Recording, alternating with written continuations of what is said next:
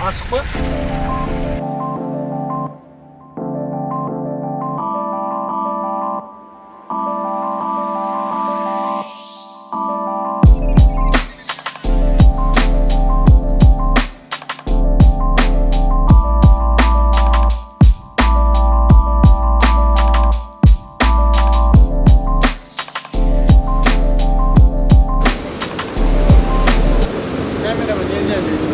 Ау. Здесь нельзя снимать камеру. Неге? Есікті көрдің бе? Иә. Болмайды бұл жерлерді түсіруге. Только разрешениемен алып түсіреді. Жақсы. Бәріне сәлем. Бүгін мен ұйқыдан тұрып, өзімше киініп алдым да Мегаға барамын деп, аяқ киім аламын деп ойлағам. Кроссовки. Қандай күн екенін ұмытып кетіппін. Ештеңеге қарамағам ғой. Кешкі деп 30-ден кейін сағат 3-те тұрдым ба. Ештеңеге қарамай. Тамақ ішпей, шай ішпей сразу кетіп қалғам. Сөйтсем жабық екен Мега. Енді қазір таулар жақта баратырмын. Алматыны вообще білмеймін негізі.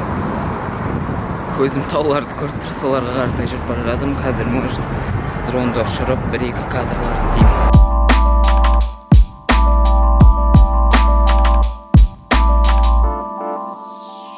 Айтатын нәрсе, шашымды максимально онша емес қылып алған. Барбершопқа өмірімде бірінші рет бар шашымды алдыртқам. Қанша кетті? Примерно 5000 теңге кетті. Но обычный ауылда үйінде отырып басатын шаш алатын, алдыратын адамның басқаннан да онша емес басылған. Максимально өзіме ұнамай тұр.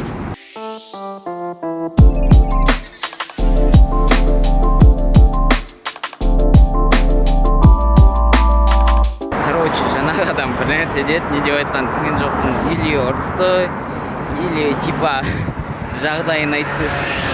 Сломалась машина, но бір нәрсе деп. Или неге соны сұрап жатсың дедім, білмеймін. Бір жерде күліп тұрды, бір жерде күлмей тұрды. Фиг знает, бүйтін де кетіп қалды.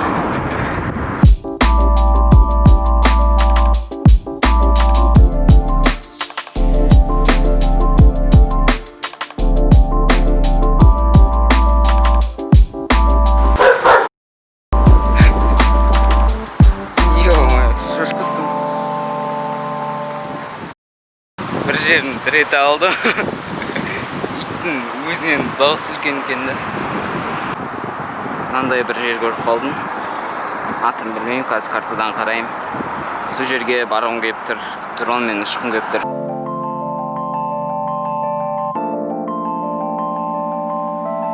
Ұшуға қорқып тұрмын максимально. Мына жерде препятствиелер көп, біріншіден. Екіншіден анда жекеменшік үйлер, содан кейін барып жаңағы памятник, сондай нәрселердің қастарынан негізі ұшуға болмайды. Менің білуімше, ол бірақ Қазақстанның заңында бар ма жоқ екенін білмеймін. Қазір ұшып көремін бірақ.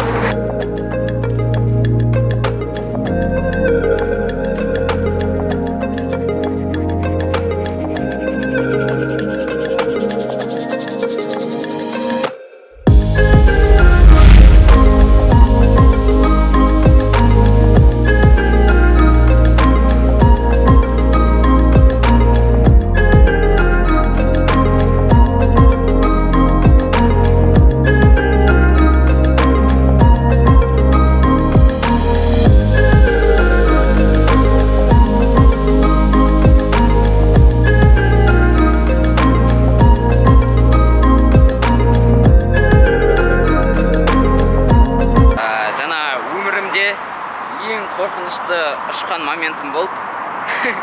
Өмірімде демей апайын, осы екінші рет қана дронмен ұшып отырғаным. Біріншісі Көлсай мен Шарынға барған кезде оның видеосы осыдан бұрын шығу керек. Максимально басым істемейді кішкене. Таксиді дәл жаңағы тұрған жерге заказ беріппін ғой. Білмеймін енді қай жерге келетін, так әне келе жатыр. Қалай тоқтайды екен?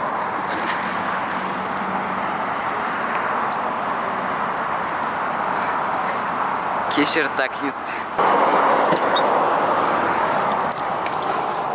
Что-то так неправильно, когда ответили, вообще. Я затупил там. По местоположению. Неправильно указал.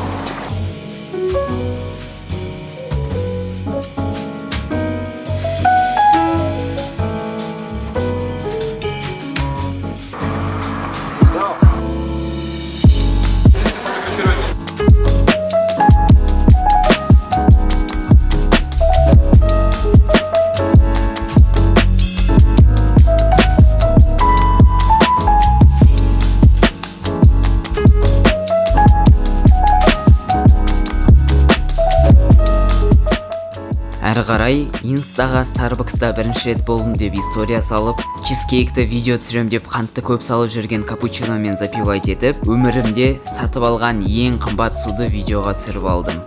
Содан кейін типичный Starbucks'та отырып, имитация бурной деятельности жасайтын адамдар сияқты MacBook'ымды алып шығып, монтажердің жұмысын тексеріп, видеоның превьюін жасап, 765 000 подписчигі бар каналыма видеоны салып, премьера жасадым. Ролик 66 000 просмотр жинады және $80 пайда келді.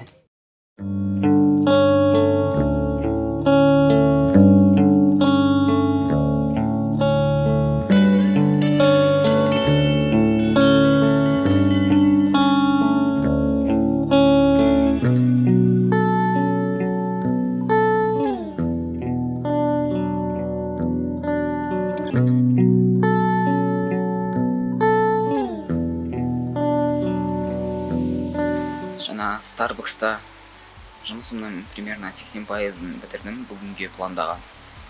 Сосын онда жабылғаннан кейін үй жаққа келіп, үй Алматының шет жағында, сол үйдің қасындағы бір жерге, ең жалғыз ашық жерге келіп, тамақ ішуге бардым. Ішінде администрация жақсы, бірақ ішіндегі келген адамдар, ішіп алған адамдар екен, барлығы почти. Сонымен әйелдер төбелесіп, соны қарап көзім бақырайып, тез тамағымды жартылай ішіп қаштым сразу. Сол пока по ощущениям қаланың шеті болғасын ба, Алматыда түнде жүрген не очень безопасно сияқты. Осымен бүгінгі видеоны аяқтаймын. Барлықтарыңызға көргендеріңізге рахмет. Ешқандай пайдасы жоқ видео, бірақ примерно менің бір күнімді көрсеттім. Бүгінгі өткізген. Барлықтарыңызға көргендеріңізге рахмет. Тағы да видеоны ұнаса лайк басып, каналға подписка жасап, комментарийге өздеріңіздің ойларыңызды қалдырып кетіңіздер. Қош болыңыздар.